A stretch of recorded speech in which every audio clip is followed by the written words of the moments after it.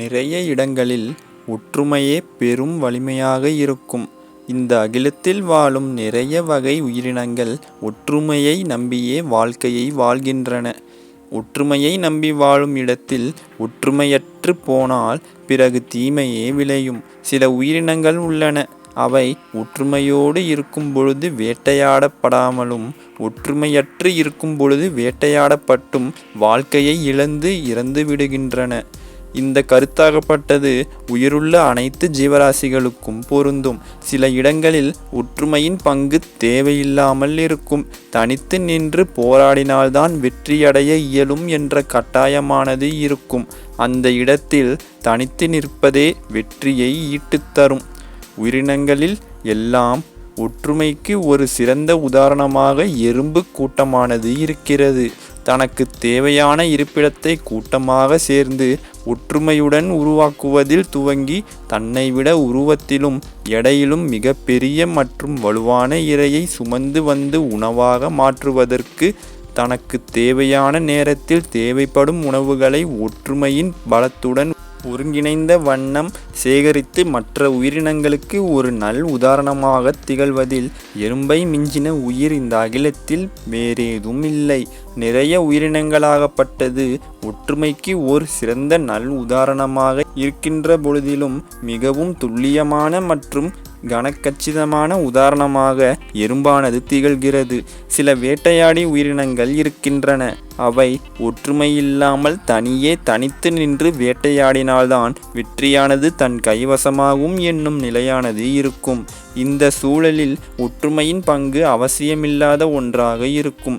வேட்டையாடி விலங்குகளான சிங்கங்கள், புலிகள் மற்றும் சிறுத்தைகள் போன்ற உயிரினங்கள் தன்னை விட இடையிலும் உருவத்திலும் பெரிய மற்றும் பலம் நிறைந்த உயிரினங்களை வேட்டையாடுவதற்கு ஒற்றுமை என்பது மிகவும் அத்தியாவசியமான ஒன்றாக இருக்கும்.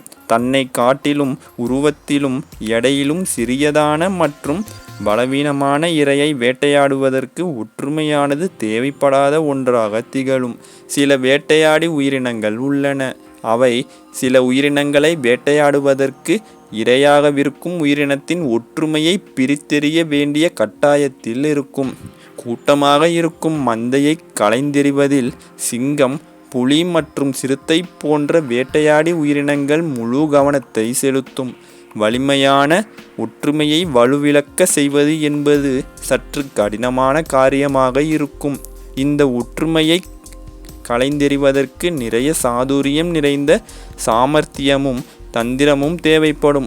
அப்பொழுதுதான் காட்டு வாழ்க்கையில் உயிரை இழக்காமல் உயிரை தக்க வைத்து பசியின்றி வாழ இயலும். ஒற்றுமை என்பது மிக பெரிய தூணாகும். இந்த தூணாகப்பட்டது சில இடங்களில் துணையாகவும் சில இடங்களில் இடையூறாகவும் இருந்து பெரும் பாதகத்தை ஏற்படுத்தும்.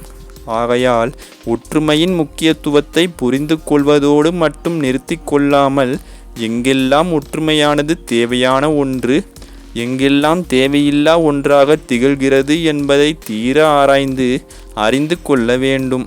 மானுடர்கள் என்று காணும் பொழுது சிறு சிறு மனஸ்தாபங்களும் பொறாமை, அதர்ம எண்ணம், தீய குணம் ஆகியவை ஒற்றுமையை தகர்த்தெறிந்துவிடும்.